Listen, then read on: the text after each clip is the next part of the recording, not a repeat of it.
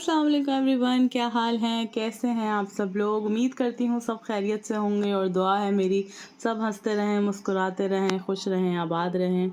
आज का व्लॉग मैंने स्टार्ट करा था दोपहर से। दोपहर के खाने वगैरह से फ़ारिग होकर मैंने कहा अपने बेटे को चलो मुझे लेकर चलो, मुझे बेडशीट्स वगैरह लेनी है। वैसे भी आजकल आइडियाज़ या गुल अहमद पे बहुत सेल लगी हुई थी ये 14 अगस्त के हवाले से, तो मैंने कहा चलें इस सेल से फ़ायदा उठाते हैं और कुछ बेडशीट्स की शॉपिंग कर लेते हैं। अच्छा, अब मैं जैसे जैसे बड़ी हो रही हूँ ना, तो पहले मुझे कपड़ों का और ये शूज़ बैग्स वगैरह का इतना ध्यान होता था, इतना दिल होता था कि हर वक्त मैं कपड़े वगैरह ये चीज़ें ख़रीदती रहूँ। पर अब जैसे जैसे बंदा मैच्योर हो रहा है, बड़ा हो रहा है, तो इन चीज़ों की तरफ से ध्यान हटके बस दिल होता है कि सोबर सी बेडशीट हो, बंदे का बेड अच्छा लगे, कमरा अच्छा लगे। तो बस मैंने यही सोच कर जो पैसे वगैरह मैंने जमा कर रखे थे कपड़े वगैरह लेने के लिए, तो मैंने कहा चलो बेडशीट्स वगैरह लेते हैं और सेल से भी फ़ायदा उठाया जाए। तो मैंने लिए हैं ये डुएट कवर वाले सेट। इसके साथ 2 पिलो कवर हैं और साथ एक डुएट कवर है और नीचे मैं वाइट चादर बिछा लूँगी बेड पे, तो बहुत अच्छा लगेगा कॉम्बिनेशन। ये अभी मैं आपको आगे भी दिखाऊंगी। ये इन्होंने अपनी ना बेड पे ये डमी के तौर पे भी इन्होंने यही वाली बेडशीट बिछाई हुई थी, तो दिखने में भी मुझे बहुत अच्छी लग रही थी। और इत्तफाकन बाकी ज़्यादातर प्रिंट्स ना सेल की वजह से छट चुके थे, तो बहुत सोबर और लाइट कलर्स ही रह गए थे। खैर मुझे भी लाइट कलर्स लेने का बहुत शौक़ है। पहले तो बच्चे छोटे होते थे, उनकी वजह से बंदा ले नहीं सकता था कि वो हर वक्त का गंदा बेडशीट करते रहते थे। खाना पीना भी सब कुछ उसी पर होता था, धब्बे वगैरह। तो अब खैर से माशाल्लाह बड़े हो गए हैं बच्चे, तो मैंने कहा चलो भाई अपनी ख्वाहिश पूरी करते हैं, अब सोबर से लाइट कलर्स लेंगी। तो हैदरी में मौजूद आइडियाज़ के ऊपर मैं आई हूँ, तो बस ये चीज़ें वगैरह देख रही हूँ और साथ साथ मैं आपसे ये बात करना चाह रही थी। कितनी हाउसवाइफ्स को मैंने ऐसा देखा है जो घर में रहती हैं और उनकी शक्ल पे बेज़ारगी, चिड़चिड़ापन और गुस्से में हर वक्त रहती हैं, बच्चों पे चिड़चिड़ापन। ज़ाहिर सी बात है पूरा दिन की उनकी ज़िम्मेदारी होती है, हस्बैंड की, ससुराल वाले अगर जॉइंट फैमिली है, सबके शक्ल देखना, मुंह देखना, सबकी ज़िम्मेदारियाँ पूरी करना और बच्चों से लेके बड़ों तक हर किसी का ख्याल रखना एक हाउसवाइफ़ की ज़िम्मेदारी होती है।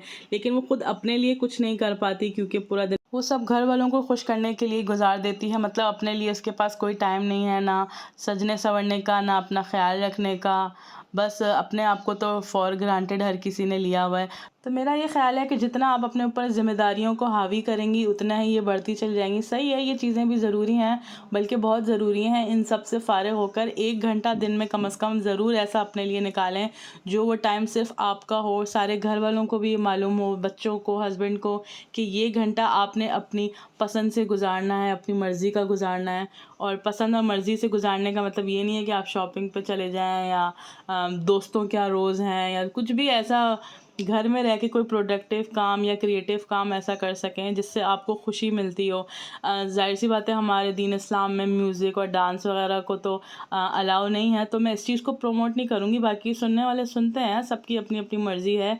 लेकिन बस मेरा ये कहने का मकसद है कि पूरे 24 घंटे में से 1 घंटा आप ज़रूर अपने लिए निकालें। अगर आप हेल्थ कॉन्शियस हैं तो कम से कम आधा घंटा 1 घंटा वॉक कर सकती हैं, कुछ एक्सरसाइज कर सकती हैं। अगर आपको ब्यूटी का बहुत ध्यान है तो घरेलू टोटके कुछ अपनी स्क्रबिंग वगैरह, मैनिक्योर पेडिक्योर, जिससे आपका माइंड रिलैक्स हो, आपको खुशी मिले। इसमें ये कोई भी क्रिएटिव काम भी आप कर सकती हैं। जैसे अगर सिलाई कढ़ाई का शौक़ है किसी को तो वो 1 घंटा कर लें।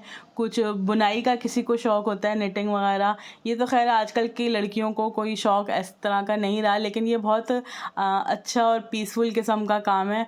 और अगर अपने शौक़ को आप कमाई की तरफ लेके जाना चाहें, चीज़ें सेल वगैरह करना चाहें, तो ये तो इससे बेहतरीन बात तो और कोई है नहीं कि आपका एक तो शौक़ और हॉबी भी पूरी हो रही हो और साथ आपको कमाई भी मिले। तो इससे बढ़कर और क्या बात हो सकती है।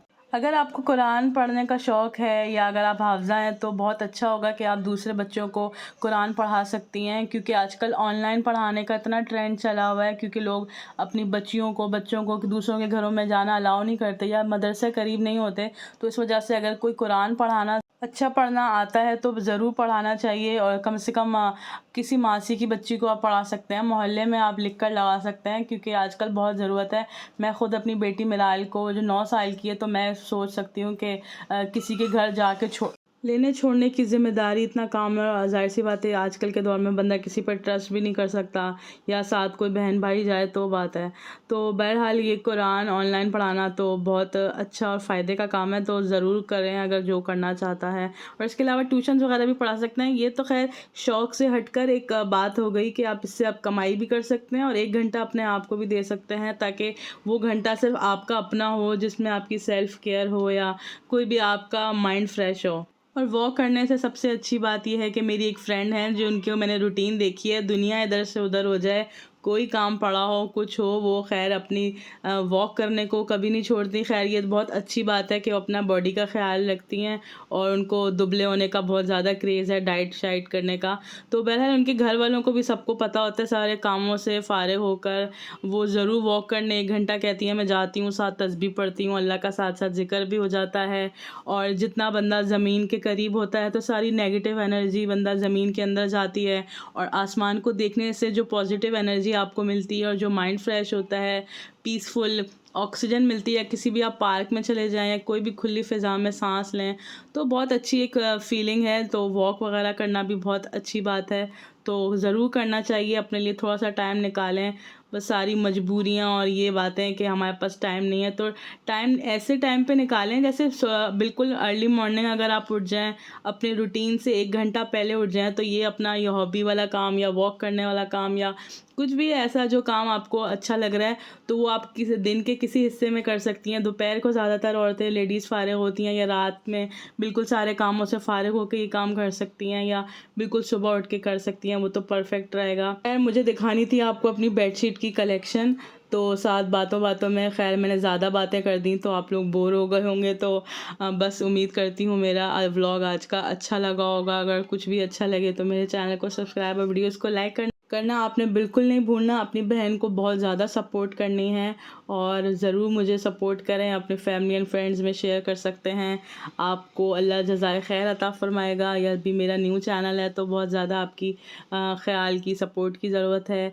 और बातों के साथ-साथ आपने मेरी बेडशीट्स भी देख ली होंगी, ये बहुत अच्छे मुझे मिल गई थी। कुछ मैंने ऑनलाइन मंगवाई हैं जो बहुत मुनासिब रेट पर सेल में मुझे मिली थी और ये कुछ टॉवल्स लिए हैं डस्टिंग वगैरह के लिए। साथ ही मैंने पिलो कवर्स लिए हैं। आप मुझे कमेंट सेक्शन में ज़रूर बताएँ अगर आपको कराची की सबसे सस्ती दुकान देखनी है जहाँ पे अच्छी बेडशीट्स मिल सकती हैं, आपको टॉवल्स और ये तकिए के कवर वगैरह मिल सकते हैं बहुत मुनासिब रेट पर। तो अपने कमेंट सेक्शन में मुझे ज़रूर फीडबैक देना है। मैं इस पे भी एक वीडियो बनाऊँगी और आपको ज़रूर बताऊँगी उस खुफिया दुकान का एड्रेस जहाँ से आपको ये चीज़ें बहुत मुनासिब रेट पे मिल सकती हैं, यानी कि फैक्ट्री रेट्स पर।